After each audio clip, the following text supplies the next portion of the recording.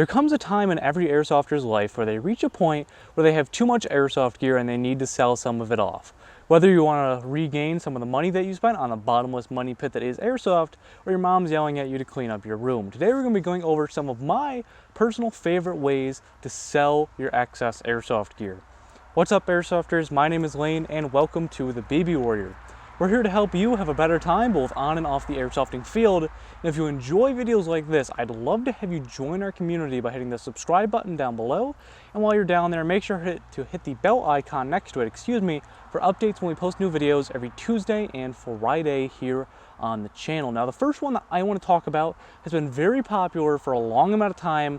However, there have been some pretty drastic changes to it, and that is Facebook. Now, Facebook is fantastic because it already has a huge built-in audience. Facebook has over 2 billion active users right now, so that's just a ton of people that are able to see your listings. And because of the way that Facebook is designed to be a social media platform first and a selling platform second, their group function is very helpful for people looking to sell off their excess airsoft gear because they can be very specialized. And groups also have a selling feature built into some of them now. So because they can be so specialized and find very specific groups of people, you can go to a group that specializes in selling Cry Precision products, or selling Ranger Green products, or selling comms products like Comtacs and things like that.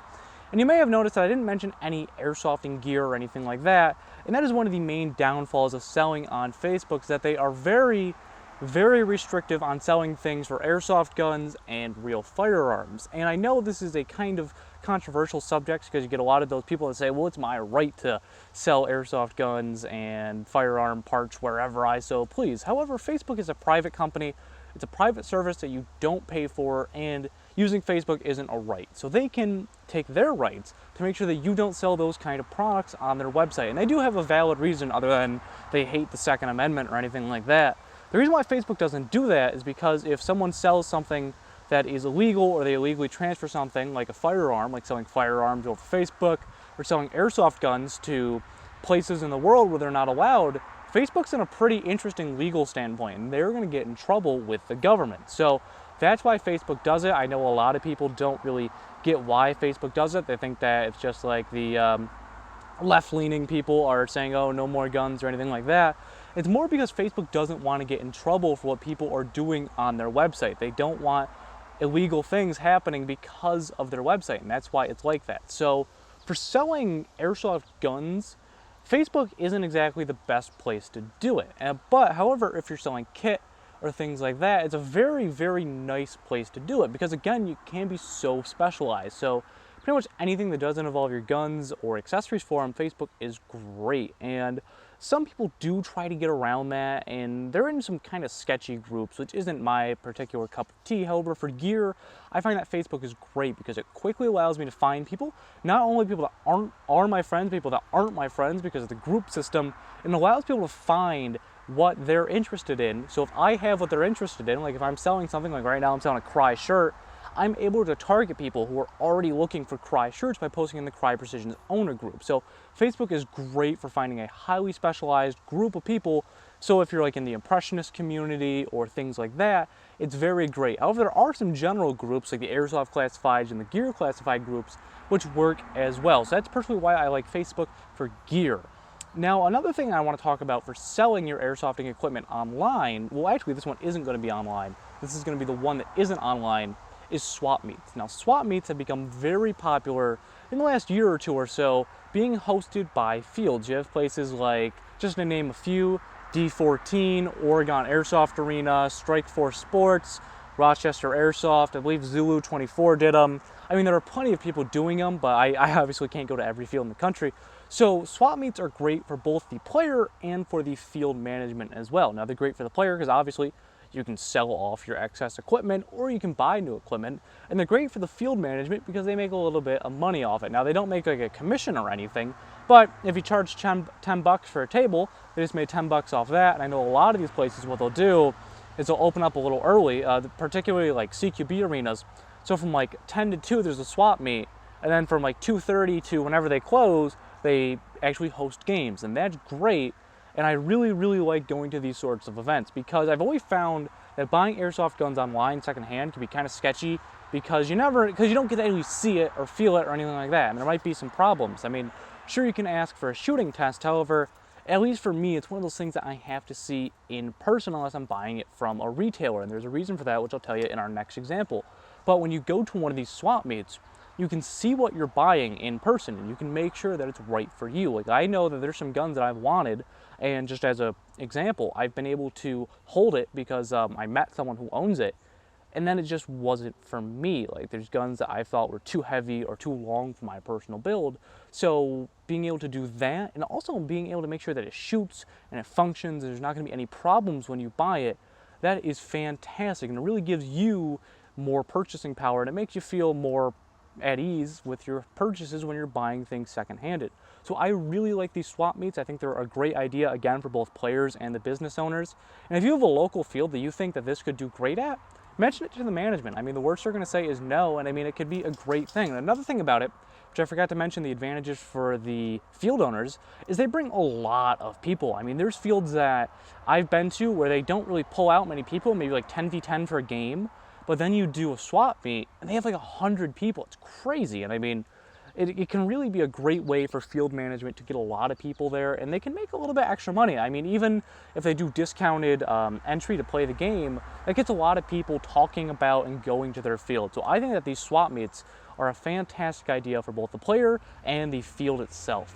Now, the next service I want to talk about is good old eBay. Now, eBay is great because there really isn't a lot of restrictions on what you can sell. The main restrictions on eBay are just making sure that you're not selling actual firearms and making sure that you're not selling something or not exporting things that you can't. So like ITAR, so like you can't ship night vision out of the US, which you shouldn't do regardless because that's super against the law.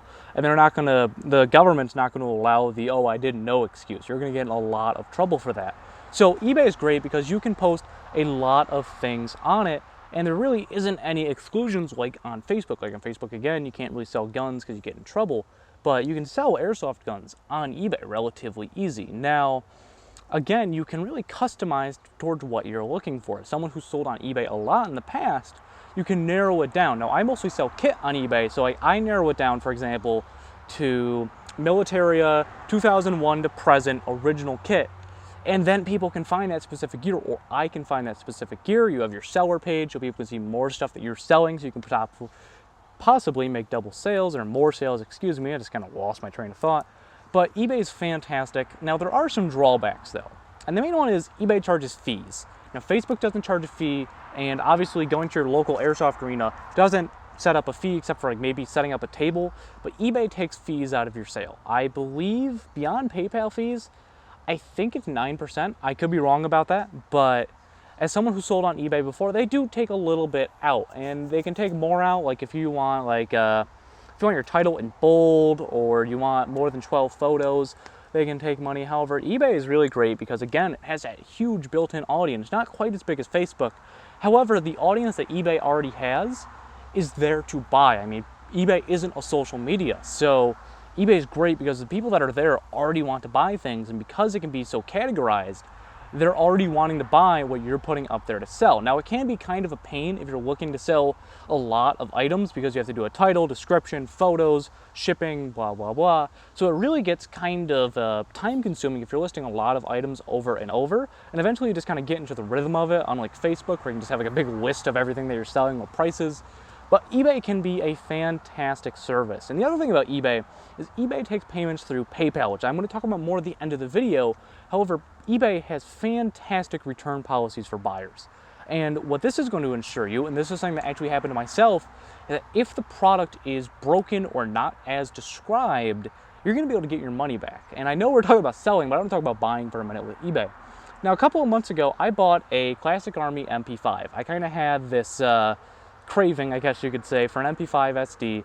So I bought a Classic Army MP5 SD off eBay, and I got it in, and there were a lot of things that were not right with it. First off, the gearbox didn't work, charging handle was busted, there was no rear sight, everything that was in the package wasn't included. So, you know, I contacted the seller, and he basically told me to screw off, and that he was trying to take my money. So I contacted eBay, and after about like 3 or 4 days, they said, all right, ship the item back, you're going to get your original purchase price back, as well as the price of the shipping to send it to you, and a refund on the money that it takes for you to ship it back to them, which is fantastic because with a lot of these other things, if you get screwed, it's hard to work that out, which is why I always suggest taking payment through PayPal. We'll talk about this more in a minute, but PayPal is a fantastic tool, and PayPal and eBay used to be the same company. Now they're separate, but they still work very closely together, obviously. So I really like eBay because it gives people a I'm trying to think of the right word. It makes you feel more confident about your buying. That's what I'm looking for. So I really like eBay for that. While they do have some fees, it can really be a very effective way for you to sell off your old airsoft gear. Plus, if you ship through eBay, you do get a little bit of a discount on shipping. I think it's like 5 to 10% depending on your seller level, but that is just something to keep in mind. Now, the final way I want to talk about selling your airsoft gear is the Hop-Up app. Now, I have not used the Hop-Up app myself because I don't have a device that it is supported on. However, from what I've gathered from people who have used it and people that have worked with the guys that have developed Hop-Up, Hop-Up is essentially it's an app, first off, but it's like eBay, but specifically for airsoft. It has a lot of features that are very reminiscent of eBay, like saved searches. So if you're looking for OSCAM, you save the search OSCAM, and whenever something with that in the title pops up, you get like a notification and things like that. I think it could be really great. I've heard good things and bad things about it, but I don't want to give my own opinion because I've never used it myself. If you guys have used Hop-Up, make sure to let me know in the comments below what you guys think of it. As soon as I get a device that supports it, I think I'm going to pick it up, but I would definitely look into it. I'll leave some information to them down in the description below. I think it could be really good for the airsofting community because, again, it's run by airsofters, so they're not going to put any restrictions like Facebook or anything like that. So as long as you're selling airsoft guns, I'd imagine you're good to go with anything airsoft on there. I'd imagine they don't want you selling real firearms on there, but that's just something to keep in mind.